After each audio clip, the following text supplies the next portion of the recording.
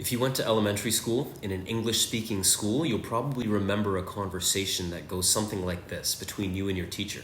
So you say to your teacher, "Miss so-and-so, Miss, can I use the bathroom?" And she responds to you, "I don't know. Can you use the bathroom?" And that's when you give a bit of an eye roll and say, "Okay, sorry, miss, may I use the bathroom?" "Yes, you may." Right? So it's kind of a cheesy way of getting a child to mind their grammar. When I was in high school, I had a slightly more grown-up version of that conversation with my history teacher. So it was in early high school that I first came across the philosopher Karl Marx. I think I saw a YouTube video on him or something. Anyhow, I wanted to impress my history teacher by how much history knowledge I had on him. So one day, I asked my history teacher, "Sir, do you know a guy named Karl Marx?" By the way, this is not a video on Marxist and communist politics. You got to see something else for that. But anyways, I asked him the question, "Sir, do you know a guy named Karl Marx?" And his answer, I'll never forget it because it was a bit sarcastic and condescending. He said, "No, I don't know him. I know of him, though." So his answer made me roll my eyes. And I remember thinking, obviously you don't know him. He's been dead for a few decades. Why can't you just answer my question?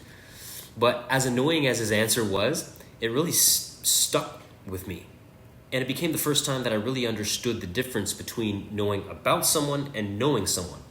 At least it was the first time when I began to be careful with my language. So for example, I know about Karl Marx a little bit, whereas I actually know my friend Michael, who I grew up with.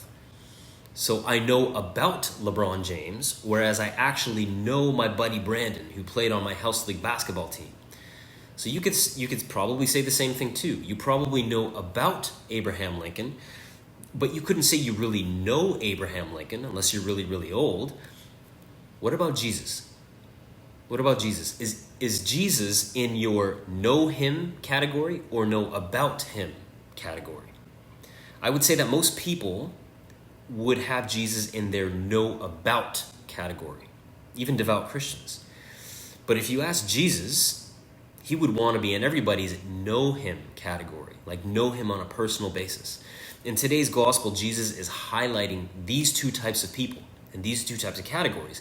There's the generic crowds who know about Jesus, who simply know a little about Jesus. And because of that, they have widely different opinions on who Jesus is. John the Baptist, Elijah, one of the prophets.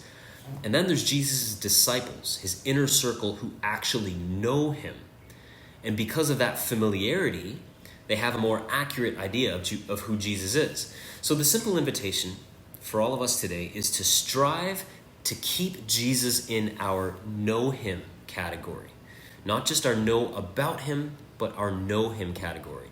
It's a temptation just to treat Jesus like a historical figure who taught wise things thousands of years ago. But when you go to pray today, just spend a few moments reminding yourself that you are in the presence of a person who is alive, active, and who is inviting you to know him as a friend.